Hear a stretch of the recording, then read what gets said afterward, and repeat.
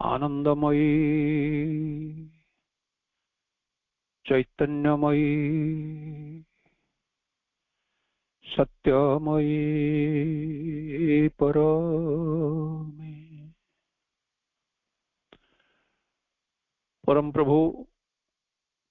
परमाराध्य महायोगी श्री अरविंद करुणामयी जगत जननी माँ श्री माँ डिवाइन ग्रेस आईडी अनुकूल्य अनुष्ठित होता श्रीवृंद पाठचक्र उपस्थित समस्त मातृभिक्षु भाई मान हार्दिक शुभ संध्या तथा प्रणाम ज्ञापन करुछि माँ निकट में अशेष अशेष कृतज्ञता ज्ञापन करुछि एभली शुभ मुहूर्त गुड़िक से आम सजाड़ी दौरान एवं आमे तांकर कृपा लाभ करिवारे यह एक माध्यम रूपे निश्चित भाव व्यवहार एवं सुजोग पाउछे। आज पाठचक्र को नेतृत्व दौथिबा अरुश्री तथा पाठचक्र को साफल्य करिवारे जो माने सक्रिय रूपे भाग ग्रहण कले अंशग्रहण कले समस्त को हार्दिक शुभकामना तथा कृतज्ञता साधुवाद ज्ञापन करुछि। आमने बहुत दिन धरी नवजातक द्वारा संकलित ए divine life in a divine body पुस्तक को अध्ययन करि आछे जहाँ तांकर वक्तव्यर विभिन्न स्थान रे तांकर वक्तव्य को जहाँ लिखित अवस्था रे रखा जाई परवर्ती काल श्री अरविंद सोसाइटी माध्यम रे ता प्रकाशित होइछि ए बही नाम रे। तबे जेमते हमें पढ़ुचे a divine life in a divine body यहाँ श्री अरविंद कर दर्शन रो बा श्री अरविंद जो सत्य को अवतरण करिसेंती तार एक निष्कर्ष आमे कहबा तार एक फलाफल आमे कहबा एक दिव्य जीवन आमे लाभ करिया चाहूचे बा दिव्य जीवन प्रति आमे आस्पिरेशनल अच्छे एक दिव्य शरीर रे से दिव्य जीवनटी प्रकाशित हब प्रकटित हब। तेणु ये पुस्तक एवं से पुस्तक मध्य बर्तमान आम जो चैप्टर अच्छे से चैप्टर हूँ the importance of Shri Aurobindo teaching and work. तेरे आज अध्ययन को आरंभ करने पूर्व एक विशेष आज दिन एक से प्रति किछटा मु भी टिके आनमना हेली समस्त को से मनस्क करने चेष्टा करुछि। आज दिन महत्व स्वामी विवेकानंद जन्म जयंती पालन कराउछि चारिआडे कम गौरवर कथा नुहे आम समस्त भारतीय मान समग्र पृथ्वी से एक आलोकवर्तिका थिले। तबे एठारे श्री अरविंद पाठचक्र रे तांका कथा उत्थापन करिबा तांको स्मरण करिबा पछरे आउ एक कथा रही कारण यही चैप्टर रे आमे पढ़िथिले जे जेतेबेले आलीपुर जेल रे थिले श्री अरविंद सेतेबेले जो महान महान आत्मा आमे कहबा जो जो महान महान सत्ता कहबा जो पुण्य अवतार मानकर सूक्ष्म दर्शन से करथिले सेमानक भितरे दुई जनकर कथा से सुंदर रूपे उल्लेख करचंती श्री कृष्ण और श्री विवेकानंद। तो विवेकानंद पाखरु से तो तांकर एमती बहुत जगह रे श्री अरविंद विषय जहाँ लिखिचंती विवेकानंद विषय रे तांको एक महान आत्मा एक शक्तिशाली माने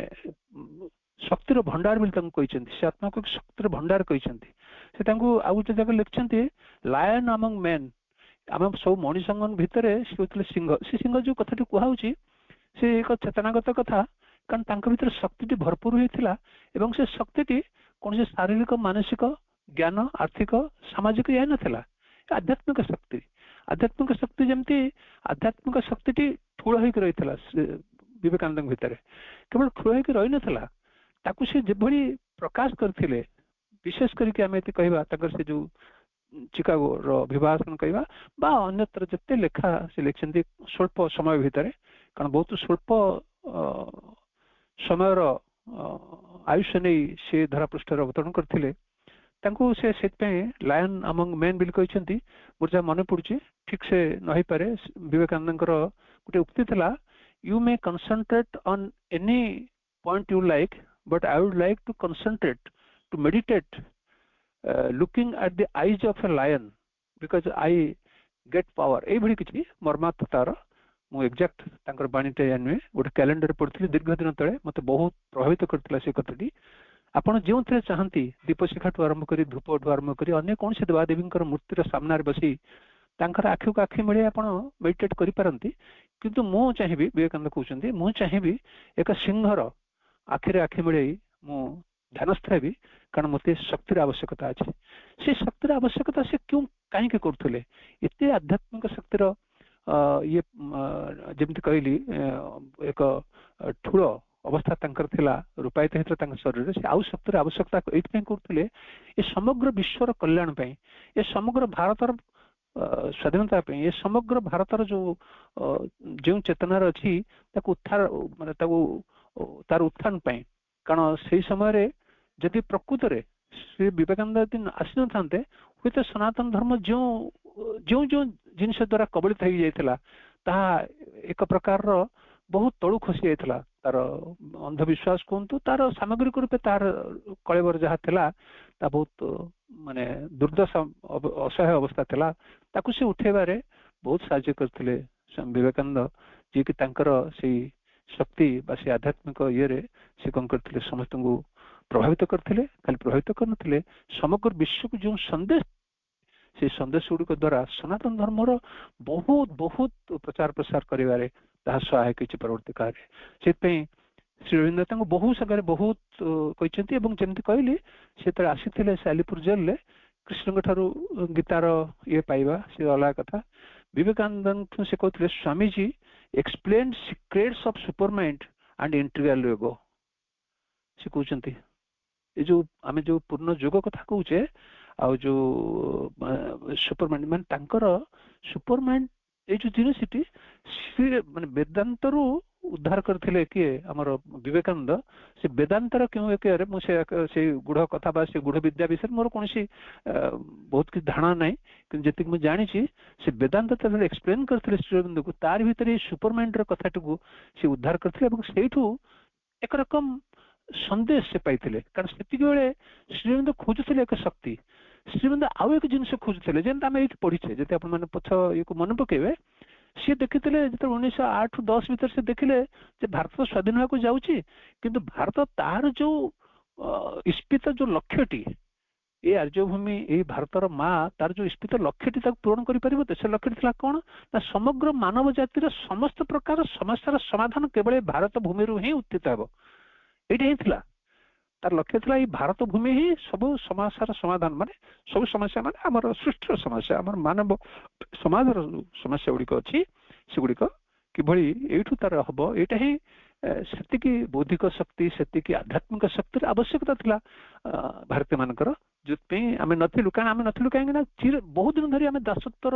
ଶୃଙ୍ଖଳ ଭିତରେ ଥିଲୁ ଏକ ଦାସର କୌଣସି ଅଧିକାର ନାହିଁ ତାର ବୌଦ୍ଧିକ ବିକାଶ ବା ଇଏ କରିବାର ମାନେ ଅଧିକାର ମାନେ ତାର ସୁଯୋଗ ହିଁ ନଥାଏ ସେ ଏଭଳି କବଳିତ ହେଇକି ଥାଏ ତା ମାଲିକ ଯେମିତି ତାକୁ କହିବ ସେ ସେମିତି ହିଁ ପରିଚାଳିତ ହଉଥିବ ଏବଂ ତାର ଦ୍ୱାରା ହିଁ ପ୍ରଭାବିତ ହେଇଥିବ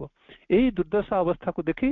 ସେମାନେ ଯେତିକି ଚେଷ୍ଟା କରିଥିଲେ ଯେତିକି ଇଏ କରିଥିଲେ ଏବଂ ଯେଉଁ ସନ୍ଦେଶ ମାନେ ଦେଇଥିଲେ ସେଇ ସନ୍ଦେଶ ହିଁ ଆମମାନଙ୍କ ପାଇଁ ପରବର୍ତ୍ତୀ କାଳରେ ବହୁତ କାମରେ ଆସିଲା ଏବଂ ଯେମିତି କହିଲି ଶ୍ରୀ ଅରବିନ୍ଦ ସେତିକି ଯେଉଁ ଶକ୍ତିକୁ ଖୋଜୁଥିଲେ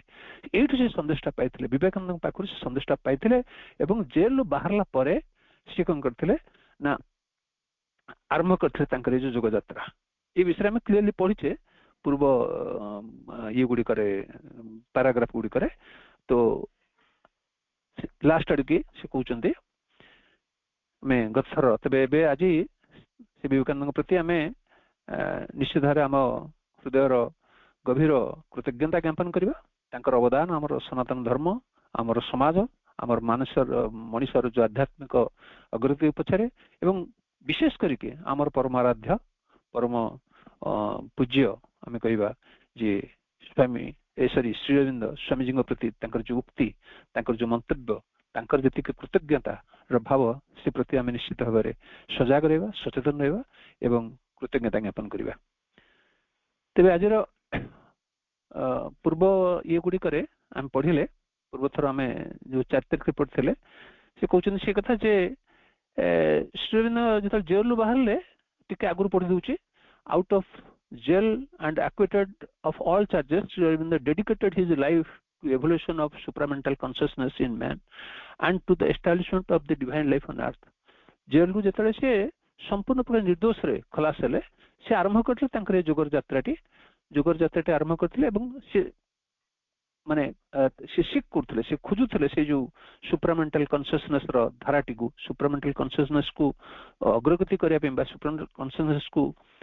दिगरे जिबा पे क्यों शक्तिर आवश्यकता अछि से शक्ति को से अन्वेषण करथिले एवं एई पृथ्वी रे बा एई सृष्टि रे किभଳି से डिवाइन लाइफ टी बा से जो आध्यात्मिक जीवनटी किभଳି प्रतिष्ठित हे परिबो से पे चेष्टा करथिले तापर से कहउचंदी जेमति लोकमन तांक पाखु आसिले से तांकु आमे गथर पड़थिले जो फोर फोल्ड ये विषय तांक दर्शन जोटा कहउथिले फोर फोल्ड रो कथा मु जेमति कहितली गथर जे हमर जेमति शरीर मन प्राण ए जो चैत्य ए विषय से समस्त को बुझे देथिले जे हमर जो आमे जहा को देखुचे जो जीवन बा जो चेतनाटी ए जो शरीर भीतर प्रकटित होईची जो रूप ताको धारण करिछि तबे सेही जीवन रो विभाग गुडी को विषय से सचेतन करथिले एवं से कहिथिले एगुडो के भली इंटरकनेक्टेड एगुडो फोर फोल्ड एटा अलग अलग भली लागुची हमको किंतु सेटा सब इंटरकनेक्टेड एंड इंटरडिपेंडेंट आपण शरीर बिना हृदय एवं हृदय बिना मन एवं से मन ए तीनोटी हृदय मन एवं शरीर बिना एक आध्यात्मिक अग्रगति बा से कहा को नहीं करिवो जो चैत्य बा जो आत्मा जे सूक्ष्माति सूक्ष्म से कहा को नहीं करिवो तार आधार कोन से आधार तो एई गुडी को तो एई गुडी को किभଳି तार विषय रे समस्त प्रकार शिक्षा बा समस्त प्रकार पुंखानुपुंख को स्कान करके से बुझेइथिले से बुझे पे आरंभ करथिले तांक पाको जो मन आस्थिले ए जो हमर चतुर्विद हमर जो अवस्था रो हमर जो स्थितावस्था बर्तन जोठी हमें अच्छे जो हमर हमें एग्जिस्टेंस कहउचे से एग्जिस्टेंस रो विभिन्न विभाग गुडी को विषय कहिथिले किभଳି विवर्तित हे के हमें ए विषय से पहुंचीचे से कुछ जो पंत हे हमें रियलाइज करने से पर्यंत आहार बहुत किछि उन्नति हे परिबनी मानव समाज रो बा सृष्टि रो बहुत किछि उन्नति हे परिबनी तापर दी लास्ट पारा से कोन कहिथिले the teachings of Shri Aurobindo starts from that the ancient ऋषिज से जो ए जो वेदांत कथा कहली बा ए जो एमानकर कथा कहली हमर से वेदज्ञ वेदांत मानकर जो सूत्रटी को से कहथिले से टू स्टार्ट करचुंदी से लोक teachings of Shri Arvind Etah last time पढ़थिला में starts from that of ancient rishis that there is a divine consciousness से जो एंशिएंट ऋषिज मान कथा कहले तले आमे कहबा कोन श्री अरविंद केवल से जो पुरातन जो हमर ऋषिज मान अछन तांकरी कथा को पुनरुद्धार करछन ता नुए से सेतुर खियटी बाहर कले से सूत्रटी पाइले से सूत्रटी कोन थिला common among all ancient rishis हमें देखिबा समस्त हमर वैदिक जुगर समस्त ऋषि मानकर कॉमन जिनस कोन थिला कॉमन जिनस थिला से जो से कहछन से परम चेतना कथा कहछन परमात्मा का कथा कहछन एबे डिवाइन कॉन्शियसनेस विल जोटा श्री जो कथि कहछन डिवाइन कॉन्शियसनेस एही कथा तो के ही से तो सेही टू आनथिले जे गोटे साइड रोची that there is a divine consciousness ये Brahman consciousness pervading the whole universe and by a process of involution this has become mind life and physical material creation एठी कथा आसला से जो खियटी पाइले जे गोटे जगह रे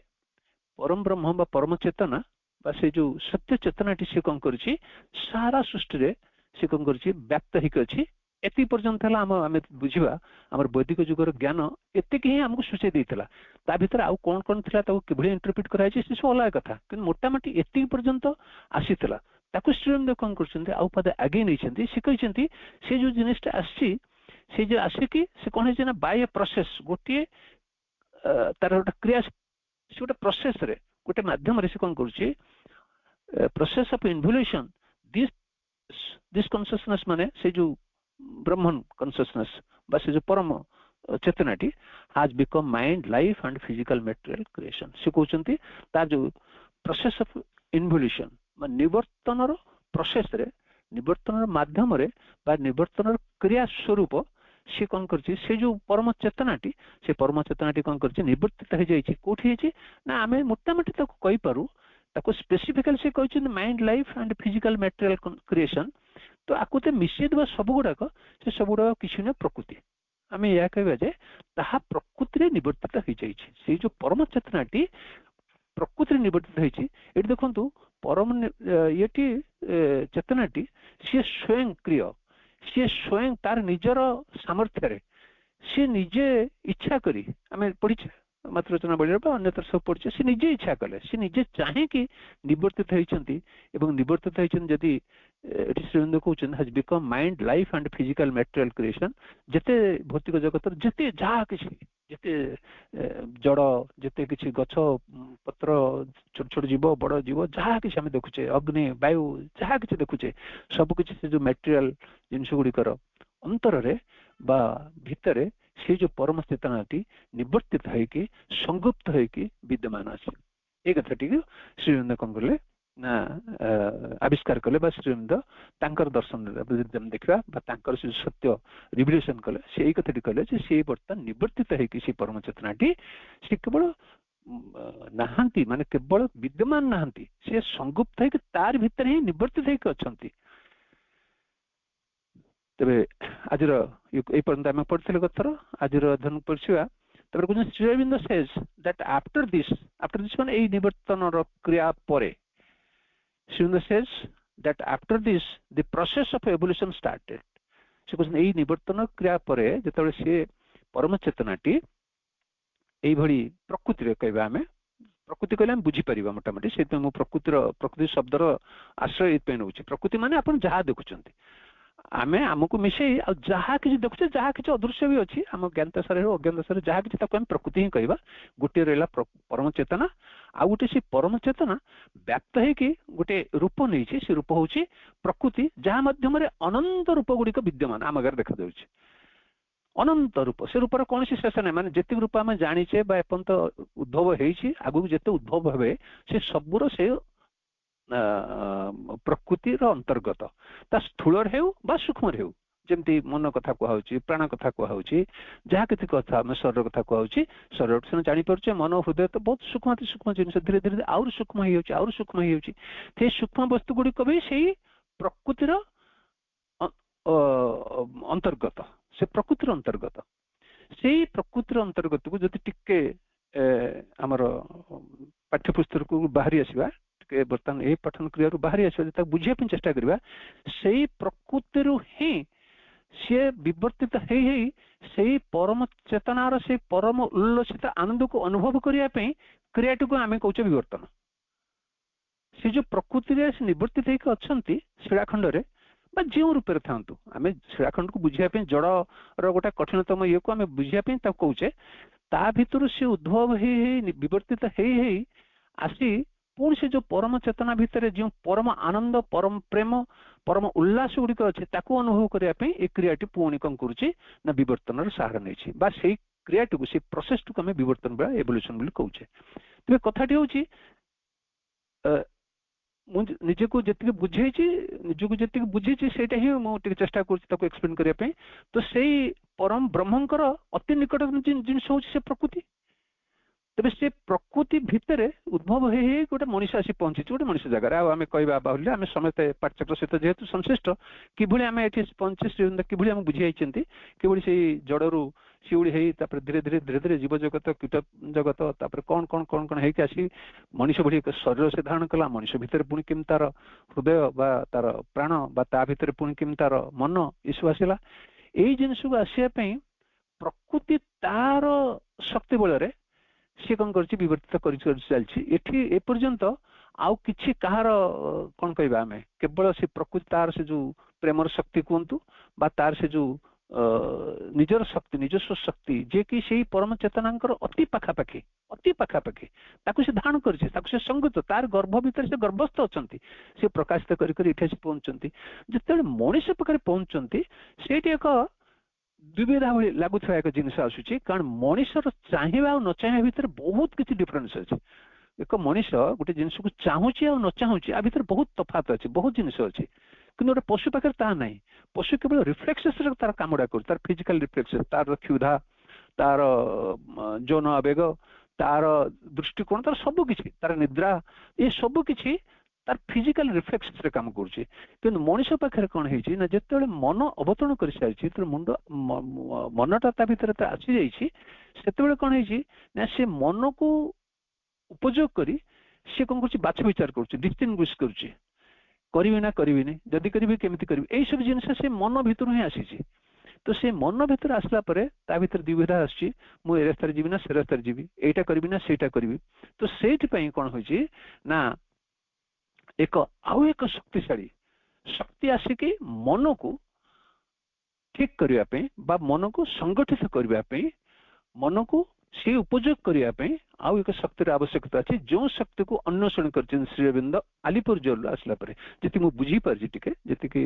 ଧ୍ୟାନସ୍ଥ ହେଇଛି ୟା ପରେ ସେତିକି ହିଁ କହୁଛି। ଆ ଭିତରେ ମୋ କହିବା ଭିତରେ ଏବଂ ପ୍ରଭୁଙ୍କ ଲେଖା ଭିତରେ ବା ନବଜାତଙ୍କର ଏଇ କଥନ ଭିତରେ କିଛି ବ୍ୟତିକ୍ରମ ବି ଥାଇପାରେ, କାରଣ ଆପଣମାନେ ତାକୁ ପଢିଲେ ଭଲକୁ ବୁଝିପାରିବେ। ତ ସେଇ ପ୍ରକୃତି ଆଉ ପ୍ରକୃତିକୁ ରୂପାନ୍ତର କରିବା ଅର୍ଥ କହିଲେ ମୁଁ ଏହା ବୁଝୁଛି ଯେ ଆମର ମନର ଅବତରଣ ପରେ ଆଉ ଏକ ଶକ୍ତିଶାଳୀ ଶକ୍ତିର ଆବଶ୍ୟକ ଥିଲା, ଯେଉଁ ଶକ୍ତିଶାଳୀ ଶକ୍ତିର ମାଧ୍ୟମରେ ଆମର ମନକୁ ସେ କଣ କରିବେ, ସଂଯୋଜିତ କରିବେ ବା ଲିଙ୍କ କରିବେ, ଆମରି ମନକୁ ରୂପାନ୍ତରିତ କରିବେ। ମାନେ ରୂପାନ୍ତର କରିବେ ମାନେ କେବଳ ମୋ ମନକୁ ନୁହେଁ, ଆପଣଙ୍କ ମନକୁ ନୁହେଁ, ସାମଗ୍ରିକ ରୂପରେ ପ୍ରକୃତିର ରୂପାନ୍ତର ହେଉଥିବ, ତା ମଧ୍ୟରେ ମୋ ମନଟି ପ୍ରତିଫଳିତ ହେଉଥିବ କରିବ ସେ ଯୋଗକୁ, ଯାହାକୁ ଆମେ ଅତିମାନ ଚେତନା ବୋଲି କହୁଛେ। ମୁଁ ଏଇଟା ଏଇଥିପାଇଁ କହିଲି ଯେ ଟିକେ ଡିଲିଙ୍କ ହେଇଯାଉଛି, ଯେମିତି ମୁଁ ବି ପଢିଲା ବେଳେ ଭାବିଲି ଯେମିତି କଥାଟି ଆଗକୁ ଚାଲିଯାଉଛି କିନ୍ତୁ ଆମେ ବୁଝିବାଟା ଯେମିତି ପଛକୁ ଯାଉଛି, ମତେ ଏମିତି ଲାଗିଥିଲା, ଆପଣ ଅନୁଭୂତ ନ ଲାଗିପାରେ। ଏନିୱେ ସେ କହୁଛନ୍ତି process of evolution started, the evolution was possible because there was a involution. ସେ କହୁଛନ୍ତି ଏଇ ଏଭଲ୍ୟୁସନଟା କେବଳ ସମ୍ଭବ ହେଇପାରୁଛି କାରଣ ଯେହେତୁ ଗୋଟେ ଇନଭଲ୍ୟୁସନ ହେଇଥିଲା, ଯେହେତୁ ଏଇଟା ନିବର୍ତ୍ତିତ ହେଇଥିଲା ତେଣୁ ତାହା ବିବର୍ତ୍ତିତ ହଉଛି। ଯେମିତିକି ଆମେ ଯଦି ମ୍ୟାଟେରିଆଲ ଦେଖିବା, ଗୋଟେ ଜିନିଷ ଗୋଟେ କାଟାକୁ ଉପରୁ ପକେଇବା, ସେ ତଳକୁ ପଡିବ। ଆମେ କାହିଁ ପଡିଲା ତଳେ ନା ଯେହେତୁ ଆମେ ଉପରୁ ପକେଇଥିଲେ ତେଣୁ ସେ ତଳକୁ ପଡିଲା। ଠିକ ସେଇଭଳି ଲଜିକାଲ କଥାଟେ କହୁଛି, ବାହାରର କଥା। ଠିକ ସେଇଭଳି ସେ କହୁଛନ୍ତି ଯେହେତୁ ସେଇ ପରମ ଚେତନାଟି ନିବର୍ତ୍ତିତ ହେଇକି ଏଭଳି ରୂପ ଧାରଣ କରିଥିଲା, ସେଥିରୁ ବିବର୍ତ୍ତନ ଏଇଥିପାଇଁ ସମ୍ଭବ ହେଲା ବା ଏଇଥିପାଇଁ ହେଇପାରିଲା। The first step in evolution was from matter to life. ତ ପ୍ରଥମ ତାର ଫଳସ୍ୱରୂପ ପ୍ରଥମ ପଦକ୍ଷେପ କଣ ଥିଲା ନା matter to life. Matter already ହେଇସାରିଛି, ଇନଭଲ୍ଭ କରି ନିବର୍ତ୍ତିତ ହେଇଯାଇଛି ମ୍ୟାଟରରେ। ମ୍ୟାଟର ମାନେ ଆପଣ ଯାହା କିଛି ଭାବିପାରିବେ, ସବୁ ମ୍ୟାଟର। ମ୍ୟାଟର ବିନା ଆପଣ ଆଉ କିଛି ଭାବି ହିଁ ପାରିବେନି। ଆମ ଭାବନା ଭିତରକୁ ଅନ୍ୟ କିଛି ଆସିବନି, ଆଉ ଭାବନାରେ ଯୋଉଟା ଆସୁଛି ସେ ବି ମ୍ୟାଟର। ବର୍ତ୍ତମାନ ଆପଣ ମାନେ ପଢିଲା ପରେ, ପ୍ରଭୁଙ୍କର ଇଏ ଜାଣିଲା ପରେ କେଉଁ ସୂକ୍ଷ୍ମ ସ୍ତରରେ କିଏ କେଉଁଠି ପହଞ୍ଚିଛି ତା ଅଲଗା କଥା, କିନ୍ତୁ ଆପଣ ଏଇ ସବୁ ସାମଗ୍ରିକ ଜିନିଷକୁ ମ୍ୟାଟର ରୂପରେ ହିଁ ନିଅନ୍ତୁ, କାରଣ ସେ ମ୍ୟାଟରର ବିଭିନ୍ନ ରୂପ ଅଛି, ବିଭିନ୍ନ ସ୍ତର ଅଛି, କାରଣ ସେ ତ ସେଇଆକୁ ବହନ କରିଛି ନା। ତାର ଭିତରେ ତ ସେଇ ନିବର୍ତ୍ତିତ ହେଇକି ସଂଗୁପ୍ତ ହେଇକି ସେ ଗର୍ଭସ୍ଥ ହେଇକି ଅଛି ନା ତା ଭିତରେ ସେଇ ପରମ ଚେତନାଟି। ତେଣୁ ସେ ଅସଂଖ୍ୟ ରୂପ, ଅନନ୍ତ ରୂପର ଧାରଣ କରିପାରିବ। ଏବଂ ଆପଣଙ୍କୁ ଲାଗିବ ଯେ ତାହା ମ୍ୟାଟର ନୁହେଁ, ଆପଣଙ୍କୁ ଲାଗିବ ଯେ ତାହା ଅନ୍ୟ କିଛି, ଏମିତି ଲାଗିବ, କିନ୍ତୁ ପ୍ରକୃତରେ ସବୁ ମ୍ୟାଟର। ମ୍ୟାଟର ବିନା ଆଉ କିଛି ନ ହେଇପାରିବ। ଆପଣ ମ୍ୟାଟରକୁ ଯଦି ଅନ୍ୟ ରୂପରେ ଆପଣ ଉପଲବ୍ଧି କରିପାରିବେ, ତାହେଲେ ତ ଆମେ ନିଶ୍ଚିତ ଭାବରେ କହିବା ଯେ ଆମର ସେ ଯୋଉ ଅତି ମାନସିକ ଚେତନା ଆମ ଭିତରେ ବୋଧେ କ୍ରିୟା କରିସାରିଲାଣି। ମାନେ କ୍ରିୟା କରିସାରିଲାଣି ମାନେ କ୍ରିୟା କରି ସେ ଗୋଟେ ସ୍ତରରେ, ଏଭଳି ସ୍ତରରେ ପହଞ୍ଚିଗଲାଣି ଯୋଉଠି ମ୍ୟାଟରର ଯୋଉ ତା ଭିତରେ ଥିବା ଯୋଉ ପରମ ଚେତନାକୁ ଆମେ ଉପଲବ୍ଧି କରିପାରୁଛେ। ତ ସେ ଚେତନାକୁ ଉପଲବ୍ଧି କରିବା ସମୟରେ ହିଁ ଆମେ ମ୍ୟାଟରକୁ କିଛି ଅନ୍ୟ ରୂପରେ ଦେଖିପାରିବା, ନହେଲେ ମାନେ ମ୍ୟାଟରର ସେ ଯୋଉ ସ୍ୱରୂପଟାକୁ ଆମେ ଉପଲବ୍ଧି କରିପାରିବା, ନହେଲେ ସବୁ କିଛି ମ୍ୟାଟର ବୋଲିକି ଆମେ ଏପର୍ଯ୍ୟନ୍ତ ଧରିଥିବା ବା ଧରିବାକୁ ବାଧ୍ୟ। ତେବେ ସେ କହୁଛନ୍ତି the first of in evolution was from matter to life, ମାନେ ସେଇ ଜଡ଼ରୁ ଜୀବନ। That is from stone to plant and plant to animal. ଆମେ କହିଲେ ବିଷୟରେ ପଢିଲେ ଯେମିତି ସେଇ ପଥର ଦେଇକି ପୁଣି ଯୋଉ ଗଛଲତା ପରେ ପୁଣି ଆସିଲା ଆମର ଜୀବଜନ୍ତୁ। Life was the latent in matter. ଏଇ ସବୁ ଭିତରେ ଯେ ଏଇ ଯୋଉ ଜୀବନଟି, ଜୀବନ ଶକ୍ତିଟି ସେ କଣ କରୁଛି ପ୍ରଚ୍ଛନ୍ନ ରୂପେ ତାର ଭିତରେ କଣ କରୁଛି ସଂଗୁପ୍ତ ହେଇକି ରହିଛି।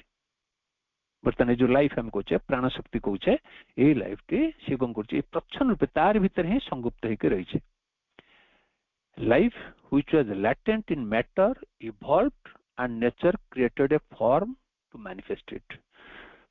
ଏଇ ଯୋଉ ଯେତେବେଳେ ଏଇ ଯୋଉ ପ୍ରାଣ ଶକ୍ତିଟି, ଏଇ ଜୀବନୀ ଶକ୍ତିଟି ସିଏ ଯେତେବେଳେ ତା ଭିତରେ ପ୍ରଚ୍ଛନ୍ନ ରୂପରେ ସଂଗୁପ୍ତ ହେଇକି ଥିଲା, ସେ ବିବର୍ତ୍ତିତ ହେଲା ଏବଂ ବିବର୍ତ୍ତିତ ହେଲା ପରେ ପ୍ରକୃତି କଣ କଲା? ନେଚର ମାନେ ଦେଖନ୍ତୁ, ଏଇ ନେଚର ଜାଗାରେ ସବୁ ଜାଗାରେ ଏନ୍ ଲେଖା ହେଇଛି, କ୍ୟାପିଟାଲ ଏନ୍। କ୍ୟାପିଟାଲ ଏନ୍ ଅର୍ଥ ମୁଁ ସେଥିପାଇଁ କହୁଛି ଇଏ ମାନେ ପୁରା ନିକଟତମ ପରମ ଚେତନା ସହିତ ଏଇ ଯୋଉ ପ୍ରକୃତିର ଯୋଉଟି ଏକଦମ ନିକଟତମ, ମାନେ ମୋଟାମୋଟି ଆମକୁ ଆମ ବୁଝିବାରେ ମନକୁ ଆମେ ଇଏ କରିବା ଆଉ ତା ଭିତରେ ଆମେ ମାନେ ଡିଷ୍ଟିଂଗୁଇଶ ହିଁ କରିପାରିବାନି। से जो नेचर कैपिटल एन लिखा है से जो परम प्रकृति सी कौन कर प्रकृति कौन कर created a form to manifest it क्या मैनिफेस्ट करने ये जो प्राण शक्ति की ये प्राण शक्ति को मैनिफेस्ट करने तार जो कार्य प्राण शक्ति गोटे किसी कार्य अच्छी ना से कार्य को करने से कौन गोटे फॉर्म नाला फॉर्म माने जेकोसी फॉर्म आप कहीपर गछ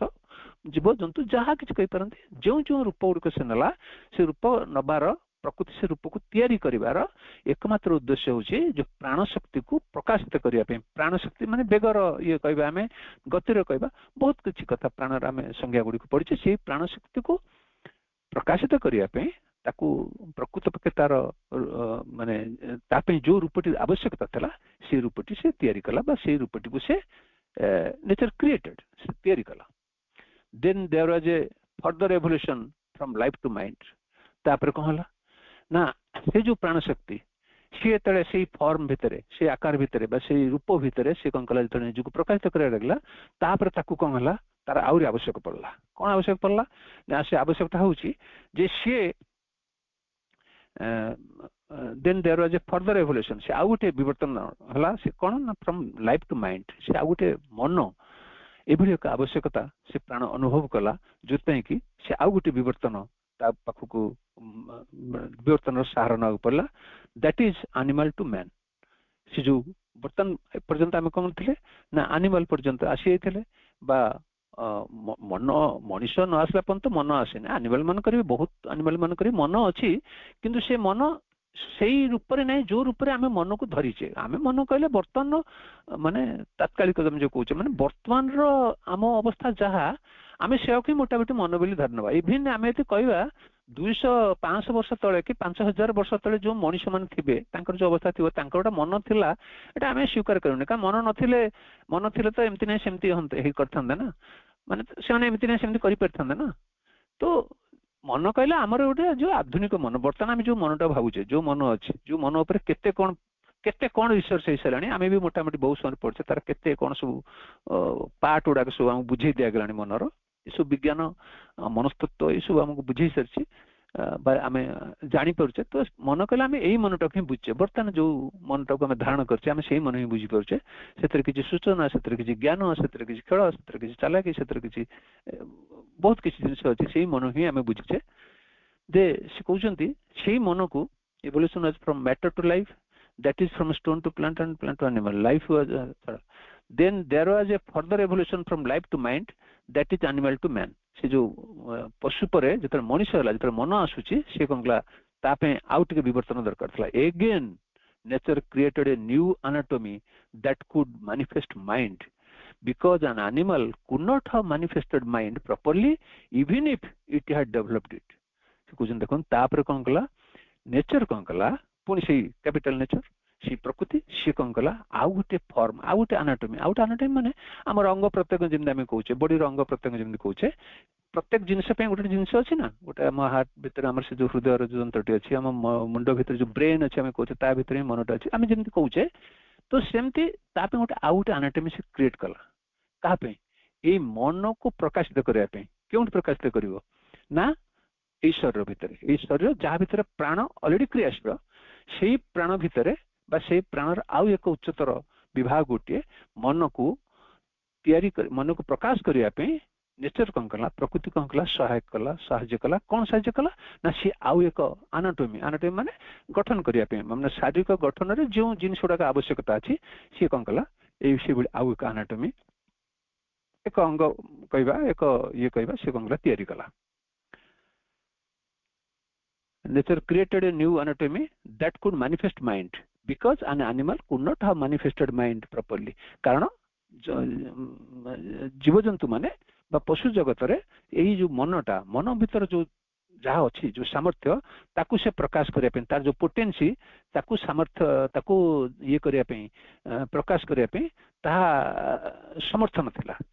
एनिमल भितर जो मनटी थिला बा जेमी थिला से प्राणपंत ठीक अच्छी प्राणर जो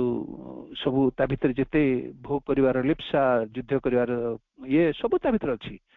से शरीर से तो प्राप्त हो सारी पशु जगत मिल सारी କିନ୍ତୁ ପଶୁ ଜଗତରୁ ଯେତେବେଳେ ସେ ମଣିଷ ହେଇଯାଉଛି ଏବଂ ମଣିଷ ପାଖରେ ଯେତେବେଳେ ମନର ଦରକାର ପଡୁଛି ସେତେବେଳେ ସେ ମନ ପାଇଁ ଆଉ ଏକ ଅଙ୍ଗ ଆଉ ଏକ ଆନାଟୋମି ସେ କ୍ରିଏଟ୍ କଲା ନେଚର। କାରଣ ସେ ଦେଖିଲା ଯେ ଆନିମାଲ ପାଖରେ ସେ ଯୋଉ ମନଟା ଆସୁଛି ସେଇ ମନ ପ୍ରକାଶିତ ହେଇପାରିବନି, ତେଣୁ ତା ପାଇଁ ଗୋଟେ କଣ କଲା ଆନାଟୋମି ତିଆରି କଲା, ଆଉ ଗୋଟେ ଅଙ୍ଗଟି ତିଆରି କଲା। Because an animal could not have manifested mind properly even if it had developed it। ଯଦିଓ ତାହା ହିଁ ଡେଭଲପ କରିଛି, ତାହା ହିଁ ବେଶ, ତାହା ହିଁ ଶୁଦ୍ଧ। ଦେଖନ୍ତୁ ସେ ଶରୀରକୁ ବେଶ କରିକି ହିଁ ପ୍ରାଣଟି ଆସିଛି, ସେ ପ୍ରାଣକୁ ବେଶ କରିକି ହିଁ ମନଟି ଆସିଛି। ତେଣୁ ସେ ଉପରୁ ଆଉ ଗୋଟେ ଅନ୍ୟତ୍ର ଆଉ କିଛି ଆସିନି, କାରଣ ସେଇ ଯୋଉ ପରମ ଚେତନାଟି ନିଜେ ନିଜେ ନିବର୍ତ୍ତିତ ହେଇକି ପୁଣି ସେଇ ବିବର୍ତ୍ତି ହେଉଛନ୍ତି। ତାରି ଭିତରେ ଥିବା ସଂଯୁକ୍ତ ସାମର୍ଥ୍ୟଟି ସେ ଅନେକ ରୂପ ନେଉଛି, ଯାହାକୁ ଆମେ ମନ କହୁଛେ। ସେ ଆଉ ଏକ ଅନ୍ୟ ସ୍ତରକୁ ସେ ଉନ୍ନୀତ ହେଇଯାଉଛି। କିଏ? ସେ ଚେତନାଟି, ଯୋଉ ପରମ ଚେତନା, ଯେ ନିବର୍ତ୍ତିତ ଚେତନାଟି ଆମ ଭିତରେ ଅଛି, ସେଇ ବିବର୍ତ୍ତିତ ହେଇକି ଯାଉଛି। ଏସବୁ ଚେତନା ସ୍ତରର କଥା।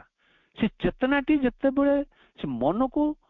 ପ୍ରକାଶିତ କରିବା ପାଇଁ ଚାହୁଁଛି, ପ୍ରକୃତି କଣ କରୁଛି ସେତିକି ବେଳେ? ପୁଣି ଆମେ ପ୍ରକୃତି ପାଖକୁ ପଳେଇ ଆସିବା। ସେ ପ୍ରକୃତି କଣ କରୁଛି? ସେଇ ଯୋଉ ଉଦ୍ଦିଷ୍ଟ ହେଇଥିବା ବା ଆବିର୍ଭୂତ ହେଇଥିବା ସେ ଯୋଉ ଚେତନାଟି ସହିତ, ମନ ଚେତନାଟି ସହିତ ଫିଟ୍ ହେଲା ଭଳି ସେ କଣ କରୁଛି? ତିଆରି କରୁଛି ଗୋଟେ ବଡି ଆନାଟୋମି, ଆଉ ଗୋଟେ ଏକ୍ସଟ୍ରା ବଡି ଆନାଟୋମି, ବା ଆମ ଭିତରେ ଆଉ ଏକ ବିଭାଗ, ଆଉ ଏକ, ତାକୁ ଆମେ ମସ୍ତିଷ୍କ କହିବା କି କଣ କହିବା, ସେ ତିଆରି କରୁଛି। ସେଥିପାଇଁ has developed it with its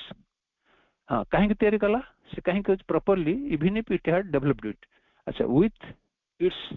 guttural organs it could not have sung, with its paws it could not have written, so nature created a new anatomy। ସେ କହୁଛନ୍ତି ଏଇ ଯୋଉ with its ମାନେ ଅର୍ଗାନ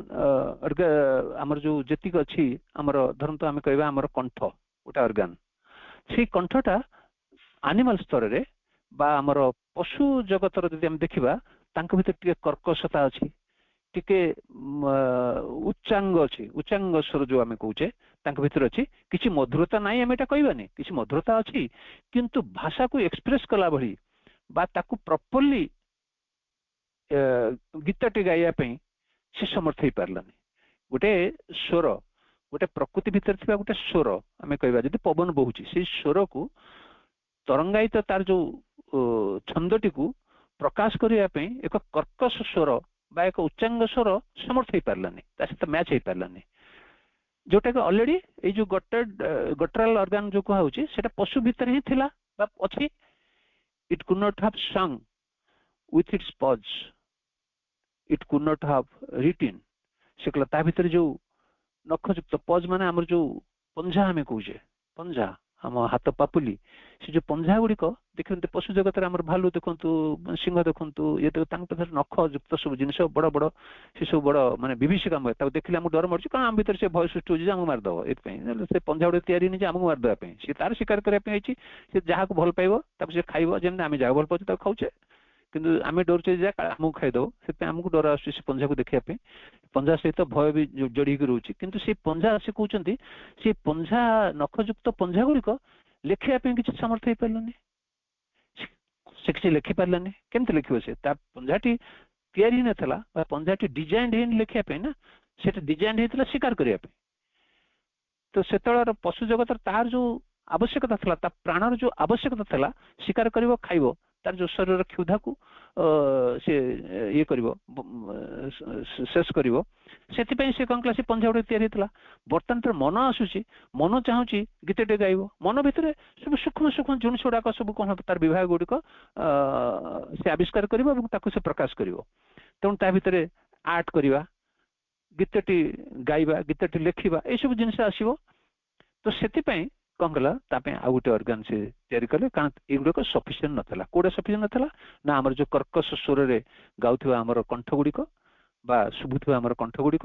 ଆମ ଭିତରେ ଯୋଉ ପଞ୍ଝା ଗୁଡିକ ଥିଲା, ପଶୁ ସ୍ତର ପର୍ଯ୍ୟନ୍ତ କୁହାଯାଉଛି, ଯୋଉ ନଖଯୁକ୍ତ ପଞ୍ଝା ଗୁଡିକ ସେଗୁଡାକ ସଫିସିଏଣ୍ଟ ବା ସେଗୁଡା ସମର୍ଥନ ଥିଲେ ଲେଖିବା ପାଇଁ। So nature created a new anatomy. This is the big difference between Sri Aurobindo view of evolution and the scientific theory। ଯେ ଏଇଟା କହୁଛନ୍ତି ଗୋଟେ ବହୁତ ବଡ ଡିଫରେନ୍ସ କଣ ନା, ଚେତନାର ଆବଶ୍ୟକତାକୁ ନେଇକି ବଡି ଆନାଟୋମି ଗୁଡିକ ସଂଯୋଜିତ ହେଇଛି। ଏଇଟା ହଉଛି ଶ୍ରୀ ଅରବିନ୍ଦଙ୍କର ସ୍ପିରିଚୁଆଲ ସାଇନ୍ସ।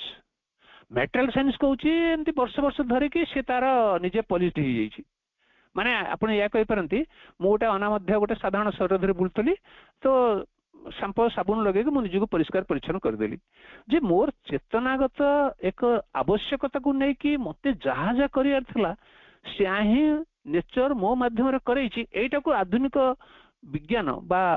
भेषज आम ये विज्ञान जो साधारण विज्ञान भौतिक विज्ञान सी एटा को से दृष्टिकोण देखी पारबनी कारण ता पाखरे से भली प्रमाणगत तथ्य गुड़िक ना किंतु अवतार मान पुरुष मान एगुड़िक तो कौन से केवल युड़क ही से दृष्टिपात कर केवल से सत्य गुड़िक देखुं जो सत्य एकदम अंतराल विद्यमान वस्तुर से सत्य को से देखुं से वस्तुर जो गति गुड़िक से गति गुड़िक जो चेतनार स्तर पर स्तर गति को ताल दे रूप गुड़िक तार स्तर पर स्तर बदली चली एक कथा केवल एक स्पिरिचुअल साइंटिस्ट ही जापर एक सी ना जदि साधारण साइंटिस्ट कह सी यार प्रमाण कौन तुम प्रमाण दियो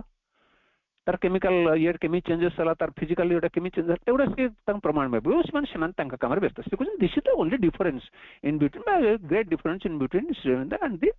आमर अन्य साइंस अन्य साइंटिस्ट मान कथा it is not only an evolution of form it is simultaneously an evolution of consciousness and an evolution of form से कहते जे ये कही पारती किए आमर वैज्ञानिक मैंने कही पारती जे ये फॉर्म गुड़ाक परिवर्तन होची स्थान काल पत्र कोटी कौ भाई टेम्परेचर है कोटी कौन है बा पृथ्वी तार ये कौन कौन है घटला से केते कोटी वर्ष लगे ठंडा हाला कौन कौन है केमती है से भीतर जो फॉर्म गुड़ाक आसिया कथा अवश्य से फॉर्म गुड़ाक आसला से कथा कहते किंतु spiritual scientist कौन कहबो ना according to the need of consciousness according to the evolution of consciousness से चेतनाटी जो चेतना धीरे धीरे विवर्तित होउची जहाँ निवर्तित हेइतला ता विवर्तित होउची से विवर्तित चेतनार सामर्थ्य को नहीं बा आवश्यकता को नहीं फॉर्म गुड़िक बाहर परिवर्तन होउचंदी नेचर माध्यम रे प्रकृति माध्यम रे फॉर्म परिवर्तन करियारे आ केई साजे कोने केवल nature big N capital N से साहाय्य करुच्ची से तैयारी करुच्ची काहको तैयारी करुच्ची ना रूप गुड़िक तैयारी करुच्ची से रूप गुड़िक कौन पे तैयारी करुच्ची से बॉडी एनाटॉमी कौन पे तैयारी करुच्ची ना जहाँ विवर्तित हबार अच्छी बा हे आसुची चेतना भितर ताकू खाप खुआ ताकू प्रकाश करिया पे ताकू ये करिया पे से भली एक सामर्थ्य युक्त रूप बा एक समर्थ रूप को से कौन करुच्ची गढ़ुची बोध आज समय हो सारी तेणु आम आ गोटे पारा को प्रवेश करवानी तो ये एक किसी टिके कौन कह बहुत जटिल ये भितर को आम बेले बेले आमको नवजात नहीं होती आम प्रवेश करने चेष्टा करवा मो जटिल हुए आपण मान सहज हो पारे किंतु यह एक प्रेरणा सृष्टि करूँ आउ थे आम पढ़ा आम भीतर जाना कारण प्रकृति प्रकृति संगे ब्रह्म कन्सियसनेस संपर्क एवं प्रकृति संगे आमर संपर्क से जो प्रकृति रूपांतर कथा कहते मोप ना सामग्रिक रूप में प्रकृति ये सब जिन को बुझापी आमको टे बहु जिन पढ़ले ही आम या आगे बुझापी समर्थ हम बा आम भर एक किसी प्रकृत कहबार जो उद्देश्य कारण जड़े जो कहे नवजात स्पीच देते एमती गोटे समय मिल जे से अनंत समय माने बहुत समय धरी कही पारे सीमित समय भीतर से जमी बुझाई चेष्टा करमती लेखा अच्छी आम पढ़ला बेले आमर तादर किसी अवक्षय न हो